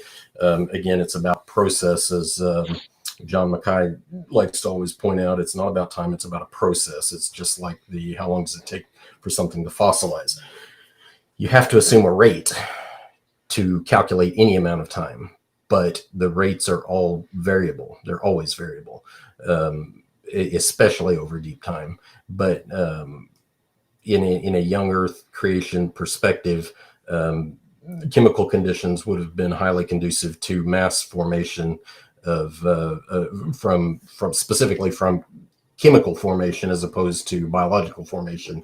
But if you put the two together, because a lot of limestone actually does have a lot of fossils in it, so when you combine the two, you can get very rapid deposition, because again, it's about the process, not about some specific rate that you try to assign to it. Okay, well, that was a question for both. You both got an answer, so let's move on. Next one comes in from Jungle Jargon. This one is for TJump. So I did a super chat asking TJump to explain the existence of matter and energy that cannot make or direct themselves. I don't understand the question. Matter cannot be created or destroyed. It's the first law of thermodynamics. It's even like it wasn't created, so it exists like necessarily. Matter and energy. Yeah, I maybe he's referring to that first law. Matter and energy can neither be created nor destroyed. So how did it come about? I'm not sure. Jungle, if you wanted to elaborate in the chat, you could. Until then, we can move on if you would like to, gentlemen. Here's one from Stephen Tibbetts. Question for TJump. If geological layers form slowly and fossils need to get buried quickly, how did the fossils end up in the layers? Quick layers, question mark, slow burial, question mark. Both. Like there's multiple ways fossils can form. It's just very rare. So quick coverings, like you mentioned, are one of the ways that most common ways for fossils to form. They can also get like covered in tar pits or whatever, and then those evaporate over time and dry out over time, leaving the fossils. There's lots of different ways, but they're just very rare. So that the geological layers can form around the fossils. The fossils can form independently of the layers in many ways. Like if an animal falls into a tar pit, it becomes a layer independent of the geological layer that forms around it.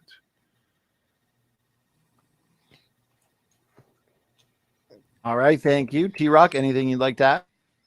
I think what Stephen Tibbetts is trying to point out here is the same thing I was trying to point out. It's kind of like you just have to randomly jump back and forth between mechanisms. When you look at fossil formation, it obviously has to be fast. You can't just throw something on the ground, walk away, and hope it's fossilized in 10,000 years, the minimum that TJump gave earlier. Things just don't happen that way. So you have to bury them quickly. But that was part of my point, is most everything in the fossil record actually does get some kind of rapid burial assigned to it. Whether it was some kind of breach dam idea in the evolutionary paradigm, riverbank overflowed, whatever it is, they're very quick to throw rapid processes at fossils because of the obvious reasons.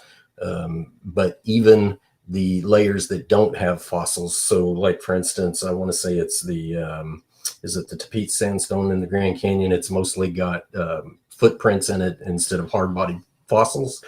When you look at those, the evolutionary paradigm says slow and gradual processes in a dry environment, which makes no sense whatsoever when you actually look at the details, because that same sandstone has mica in between the grains of sand that would not be there in a dry aeolian condition. So it's quite obvious, and this is something you can actually bench test to see the difference between what water does with mica and what wind does with the mica flakes. In water, they're preserved because there's enough lubricity between sand grains, but in an aeolian condition, they're not preserved. They just basically get ground into nothing. And so what's in the Tapete sandstone? A bunch of mica flakes that shouldn't be there if the evolutionary paradigm were true at all. Okay, thank you, TRock. TJump, question was for you, so if you want the last word, you can certainly have it, unless you want to move on. No, that's fine. Like, yeah, they mostly form from rapid processes. If they form from slow processes, we see a lot more fossils. They're pretty rare. Fossils are really, really rare. So yeah, it's most likely that it's from a process that is rare, like sudden encapsulation. Okay, this one comes in from Redefine Living. Question 4, I am assuming you, TJump. So let's see. There is not enough erosion sediment on the ocean floor to represent the measurable amount of erosion over deep time. Where did it go? That's what limestone is from erosion. So yeah, there is. What?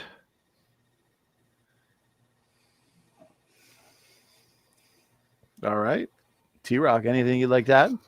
Yeah, the question doesn't specify limestone. It's just sediment in general, but it's the same basic problem that I was pointing out on land is also apparent in the ocean.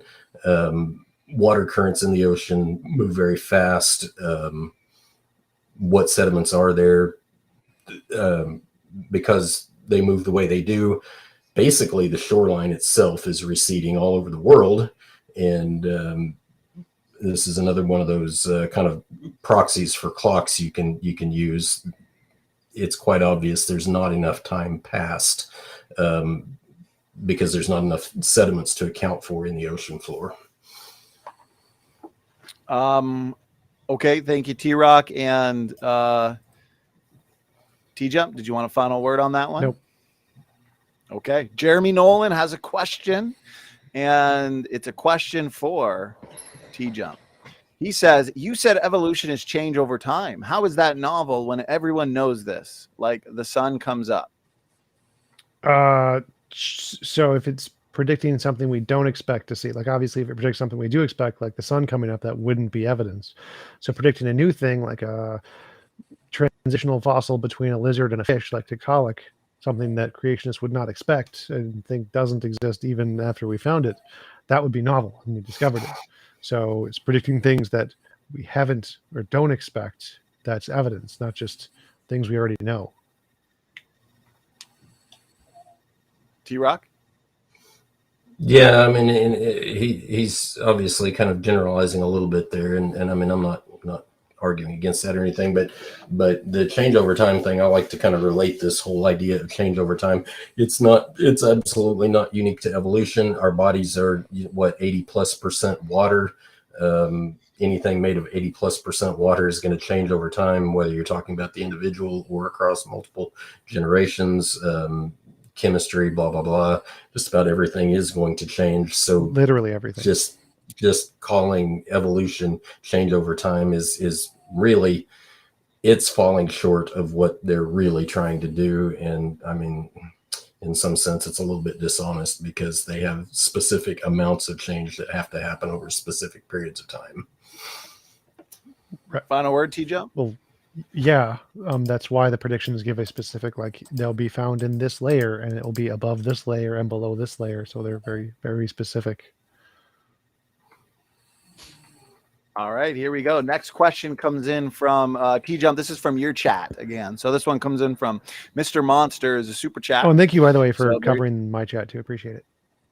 No worries. No worries. So there you go, Mr. Monster, $5 super chat for TJump. And he is asking, so I guess I'm assuming this is going to be a question for the both of you. So do you think humans evolved from lesser mammals? So I'll assume that's TJump's position, or were created using magic out of dirt from the earth. So we'll consider it a question for both.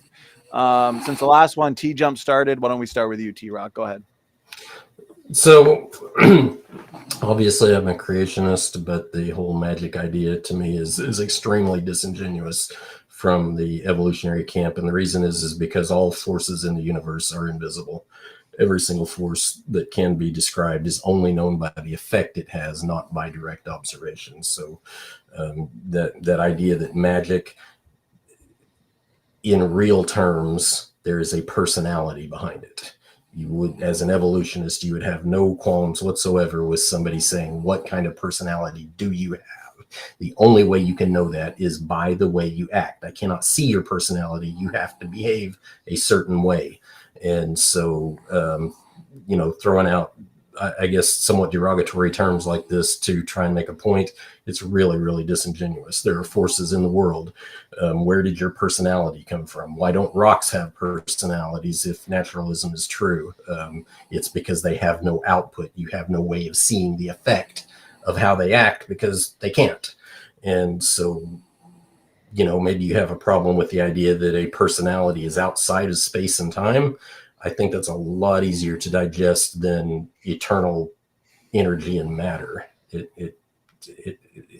It's obviously people, the philosophers and scientists alike realized hundreds of years ago that eternal energy, eternal worlds kind of thing doesn't make sense because you can't get to the point in time you're at now if the world was eternal. So, yeah. All right. Thank you, TRock. TJump, over to you. Yeah, I think we evolved from animals, but magic is literally in the Bible. It's what the pharaohs, sorcerers used against Moses. Magic is literally a thing in the Bible. So it's not a straw man. It's a thing that's in Christianity. Actually, I wouldn't normally, but I mean, you can respond after I get done. I wouldn't normally do this, but no, that is absolutely a straw man because the magic that the pharaohs committed is not what created the heavens and the earth, and it is expressly forbidden by God in the Bible. But it exists. Magic is real. Okay, but who in the Bible demonstrated the ability to create a planet using that same magic? Well, it's not a straw man if it's a thing in Christianity. Like if we say a talking snake exists, that wouldn't be a straw man because it's actually in Christianity. We're not necessarily saying... Actually, it's not. Can you show me in the Bible where there's a talking snake? Talking donkey? Do you prefer that one? Now that I can accept, there's no talking snake in the Bible. Okay, talking donkey. We'll go with that one. But that's the point. Is it's a thing in the Bible. It's not necessarily saying that particular thing was being used. Okay, but you're All right. Well, moving on. So logical, plausible, probable, and we'll start winding it down here. He's gonna. This one's a super chat from TJump's chat. So John Maddox is putting TJump through university here, and LPP has also got a bunch of super chats on my end too. So John, you're putting my kids through university. So super chat. This one specifically from TJump's end. Come to the after show. So it looks like John's having an after show, and here it is again. After show will happen. Come share your thoughts. Who won? Who lost? Best comebacks and best zingers. Definitely some fun, memorable moments in this debate. And let's wind it down with this last super chat that comes in. $50 super chat. Jay, thank you so much.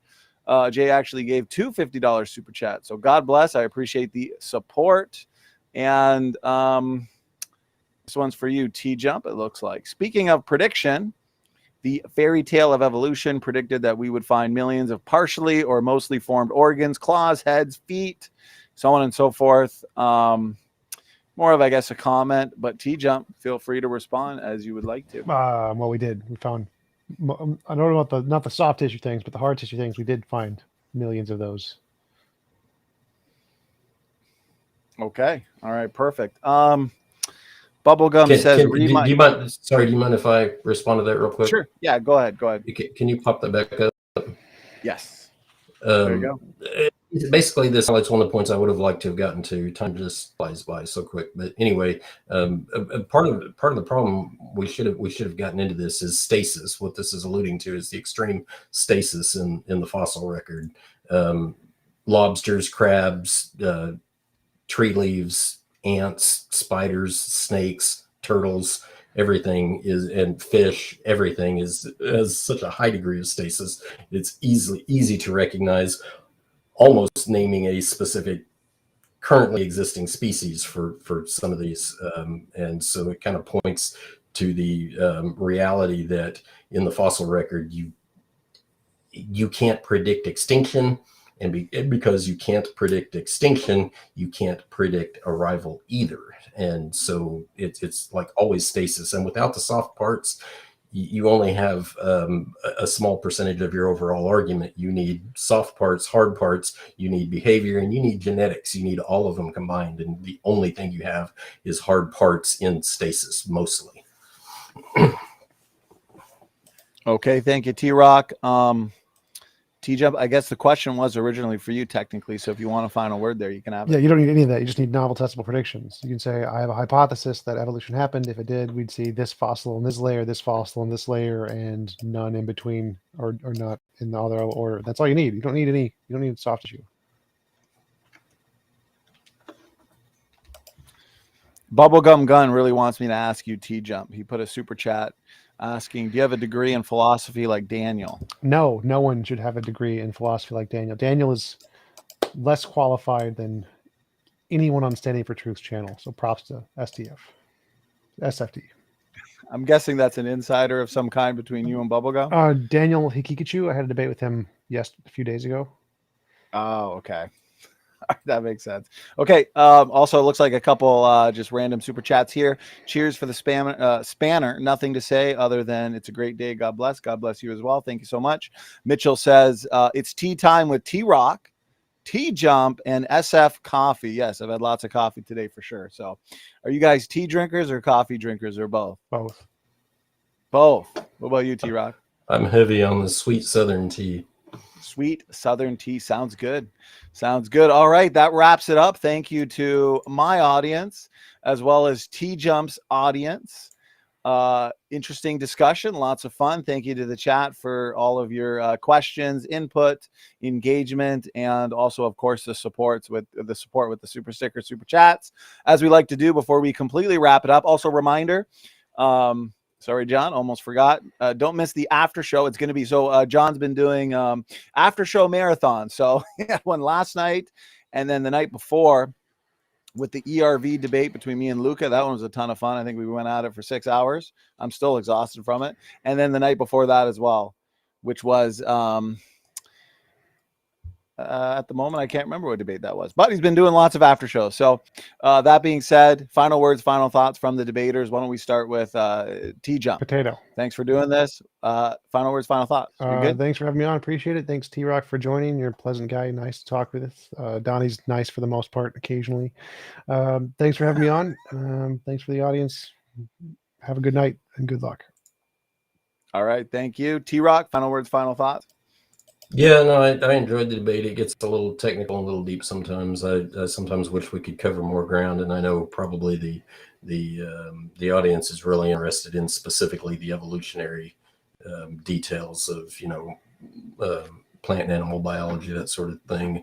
I wish we could cover some more of that sort of thing, but perhaps sometime in the future in another setting. But thank you to the audience for tuning in. Really appreciate that. Thank you, Donnie, as always, for putting this together. I really do think you guys do a phenomenal job with some of your content. And thank you, TJump, for joining the conversation. All right. Thank you. TJump, TRock, Battle of the T's. All right. To the audience, thanks again. Standing for Truth is out.